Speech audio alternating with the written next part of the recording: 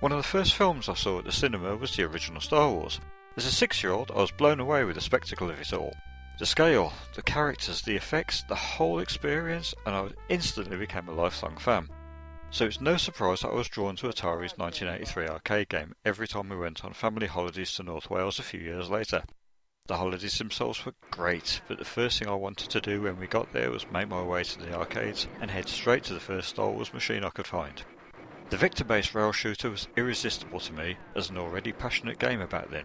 The shooter brought the classic X-Wing dogfight to life from the end of the movie, and with the innovative yoke controller, fast 3D graphics, music and speech taken from the film, you really felt as if you were part of the film's dramatic climax. Versions were brought into the home with varying degrees of success soon after it hit the arcades. But it wasn't until 1987 when home computers were introduced to the game thanks to publisher Domark. This Amiga port followed a year later, and while the Amiga was certainly capable of delivering an arcade-perfect port, did it really manage to produce the goods? First impressions of the Amiga port, to be honest, aren't that good. On loading, you're presented with the Star Wars logo and a rendition of the classic Star Wars theme from John Williams. We all know how great the Amiga's sound chip is, but this game didn't showcase that, and it's no surprise that the musician remained uncredited. Mostly using a single sound channel, it's even worse than the music on the Commodore 64 version, and to be frank, that was pretty awful too. Moving past that and onto the game itself. Obviously the arcade machine's yoke controller couldn't be included, so the developers decided to offer mouse control, which works really well. And it's a lot better than the joystick option used for the 8-bit formats. Starting the game brings up the level select and the first sampled sound from the arcade game can be heard, so it's off to a good start. Control is fairly fluid and the game plays quickly and smoothly enough with the mouse being responsive for moving the crosshair and firing. It's easy to get drawn into the fast gameplay and all of the arcade stages are there. Dogfights above the Death Star with you against the endless waves of TIE fighters, the trench battle and approach to the exhaust port to destroy it, and the extra surface stages on the later levels.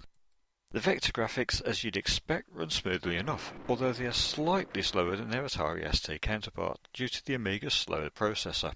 No use was made of any of the Amiga's custom chips to enhance the 3D though, and more importantly, it uses the lower screen resolution seen on the Atari ST rather than the higher 320 by 256 pixels of the PAL Amiga. Clearly this is a sign that the game was developed for the ST and then ported straight over. Sadly that was a common issue back in the 80s for many Amiga games to cut costs, leaving a lot of games that didn't use the Amiga to its full potential. Moving on to the sound, and the effects are loud and work well. But the first thing you notice is the lack of music. Granted, the game was written to run on a standard 512k Amiga, but surely music could have been squeezed in. It's something that sticks out for those of you who are fans of the arcade original, and while it's not particularly a deal breaker, you get the constant feeling throughout that something is missing. It's the same for the speech samples taken from the movie. While some have been included, a lot more have been left out. Part of the atmosphere of the original came from the sound. While it was a good game in its own right, it was lifted up to classic status because of the sound. Take that away and it made a huge difference. All of the time you keep expecting to hear certain snippets of speech come at you, and when they don't, it's a genuine distraction. Right at the very end of the game, you expect to hear Obi-Wan Kenobi say, "May the Force be with you, always," and it's not there. Sadly, that's not all. I also found a strange visual glitch. I don't know if this is down to the emulator I used, or if it was on the original too. It's not compatible with my A1200 sadly, so it's been a while since I've been able to play it on a real Amiga. But the background colour kept changing while I played. It doesn't affect the gameplay, but it's noticeable and you do wonder if something more serious is going to happen. The arcade gameplay has remained intact for the most part, but it does feel shorter in places compared to the arcade original. The dogfight sequence seems to be over much quicker than I remember, and you find yourself starting the attack run after defeating what feels like just a handful of TIE fighters. More frustrating is the trench sequence itself. When it comes to the end of this stage, the Death Star's exhaust port seems to be a lot harder to hit for some unknown reason. Shots that are on target don't seem to register, no matter how many times you shoot it. This often ends in you colliding with the trench wall, losing one of your shields and having to restart the run all over again. Don't get me wrong, it's great to be able to play a port like this at home, but I did expect a lot more from the Amiga. With everything the Amiga is capable of, this should have been arcade perfect, as I said earlier.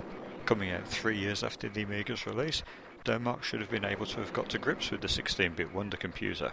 If memory was an issue to fit everything in, then I'm sure Amiga owners wouldn't have objected to the game needing a 512k expansion, if it meant including better sound and all of the speech from the arcade game. It wouldn't have been the first game to have needed 1 meg of RAM on the Amiga. That never stopped games like Dungeon Master from being successful. As it stands, Star Wars feels like a half-hearted Atari ST port. It's a wasted opportunity that seems to be more of a token effort to bring the game to the Amiga, giving us the ST version rather than a true conversion of our own. It's a classic arcade game, but at the end of the day, this is something of a letdown, and it relies completely on the Star Wars name and the strength of the arcade original. Thanks for watching, and I'll be back with more Amiga reviews soon, and stick around for our review score.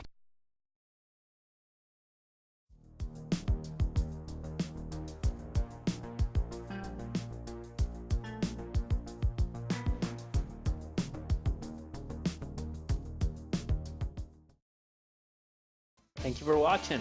If you enjoyed this video, don't forget to click on the like button and leave us a comment below. Also, spare a moment to share this video on Twitter, Facebook, and all your social media pages. To get updates on all of our latest videos delivered straight to your inbox, subscribe now using the link on the screen.